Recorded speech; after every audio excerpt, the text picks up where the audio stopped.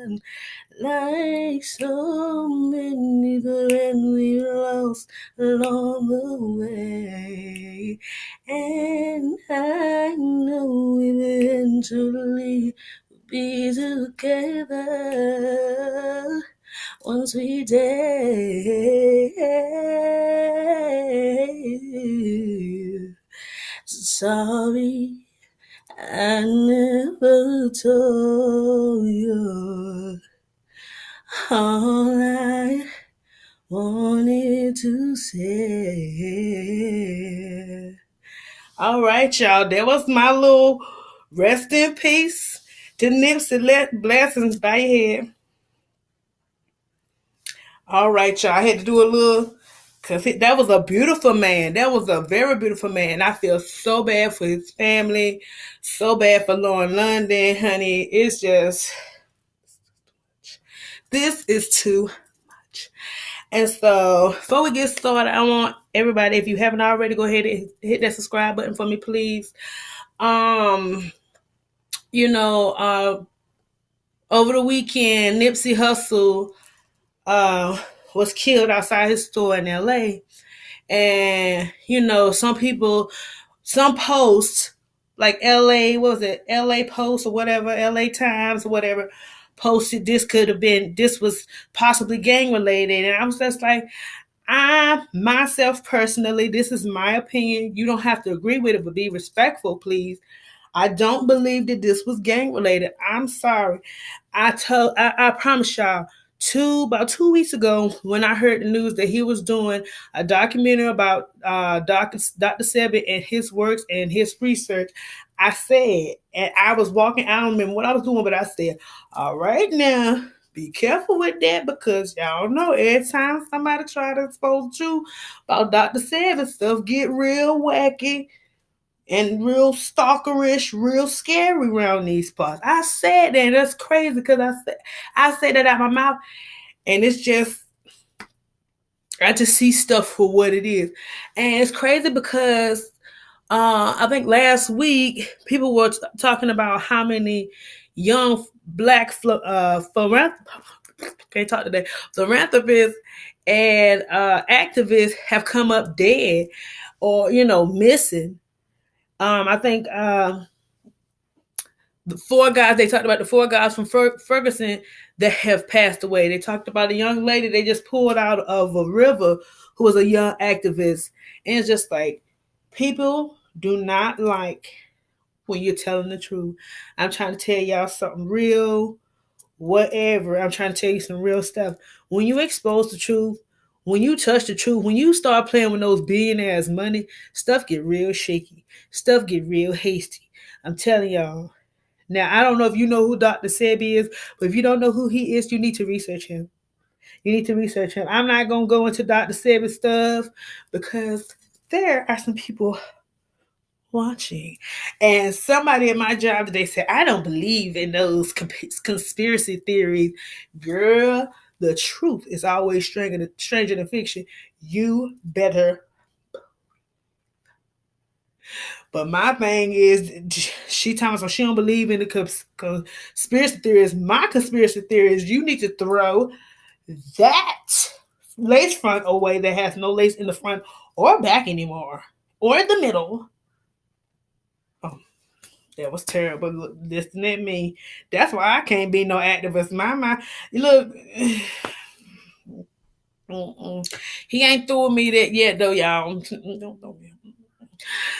But I don't believe in stuff like that. And I can't stand that. I'm open to what you say. Yes, it could, what they say, it could have been gang related. But my thing why I don't believe that it was gang related is, if somebody wanted him, this is just my theory, you ain't got to like it.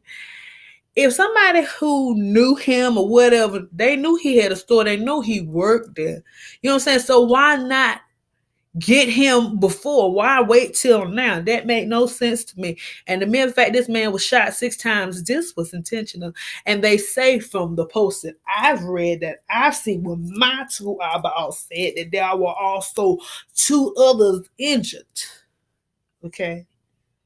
All I'm saying is maybe them two was in the wrong place at the wrong time, but the intended target was Nipsey. And at first they was praying for him to come through, and it just didn't work out in his favor. But you know what, honey? I ain't trying to be funny, but Nipsey in a far better place than we in, because, honey, the way they want it, the way they trying to set up, they don't want no brown people here. We all got to talk it on our back. The way I see it, we all got to talk it on our back. And it's crazy how he was trying to bring the community together. And, truthfully, I didn't really start hearing about him until him and Lauren started dating.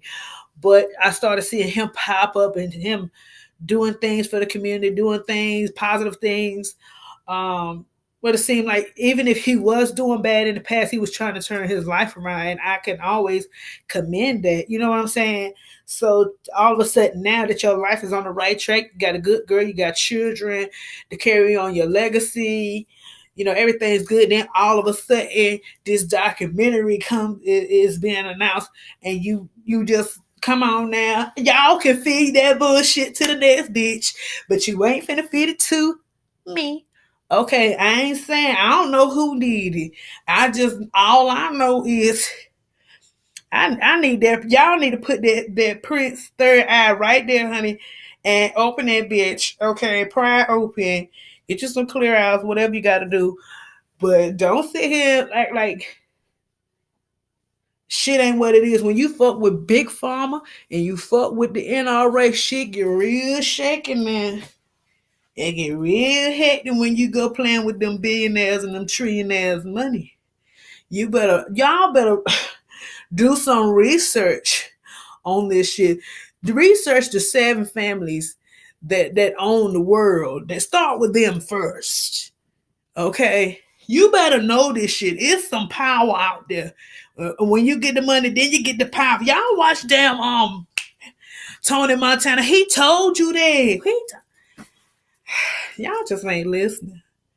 But y'all better pay attention. I'm dead serious. This man is dead at 33 years old, 1985. That was a beautiful man. Blessed be thy name.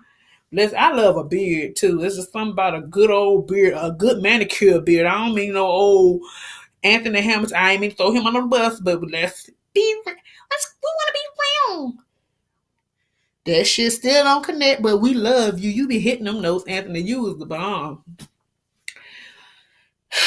But anyway, tell me what y'all think about it. Do you think this was some gang-related pow chicka pow? Or do you think, like I think, that there's some shaky shit going on in the city? It's mighty funny. Him and Left Eye end up. And here's another thing, a little piece I want to leave in your ear. I remember this guy. I can't remember his name, but I was subscribed to him. And he was talking about how Dr. Sebi mentored him. I seen this shit with my own 2 eyeballs now, y'all. These things right this far, I got these. Mm-hmm. And he was talking about how Dr. Sebi was teaching him things that he knew just in case something happened to him. And he did a YouTube video about it. And he said right after he did that YouTube video about I think it was curing cancer or something, he started getting phone calls